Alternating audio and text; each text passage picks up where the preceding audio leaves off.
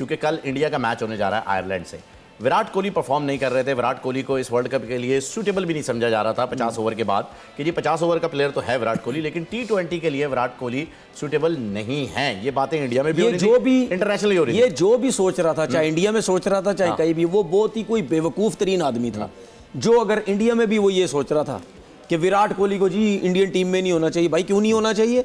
उससे बड़ा प्लेयर ही कोई नहीं है। उसने जितने मैचेस आपको जितवाए, जो रिकॉर्ड्स उस बंदे के पास, जो फिटनेस उस बंदे के पास, ठीक है, सेकंड आईपीएल में ऑरेंज कैप ले गए, बिल्कुल सेकंड बैटिंग पे तो वो तो मास्टर था रन चेस करने पे।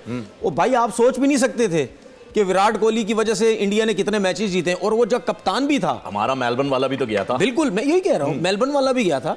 तो वो क्या था, वो क्या 50 ओवर की क्रिकेट थी? नहीं, फिर और ले गया था विराट कोहली, ले गया 4 विकेटें गिर चुकी थी, फिर भी ले गया, वो मैच ले गया।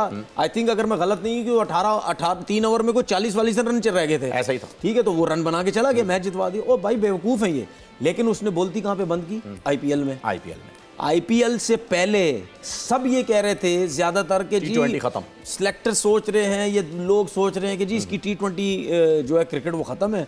उसने आईपीएल में फिर जब फिटनेस शो कर दी, ऑरेंज कैप, फिर वो रन करके था। बिल्कुल सबसे ज्यादा रन जो है वो विराट ने बना लिए। तो फिर सबसे अच्छी चीज ये है बल्ला, बॉलर्स के बाद बॉल, सबका मुंह बंद करने के लिए, और उसने वो कर दिया। परफॉर्मेंस आपकी बता देती है। सब्सक्राइब करें और बेल दबाएं ताकि कोई खबर रह न जाए।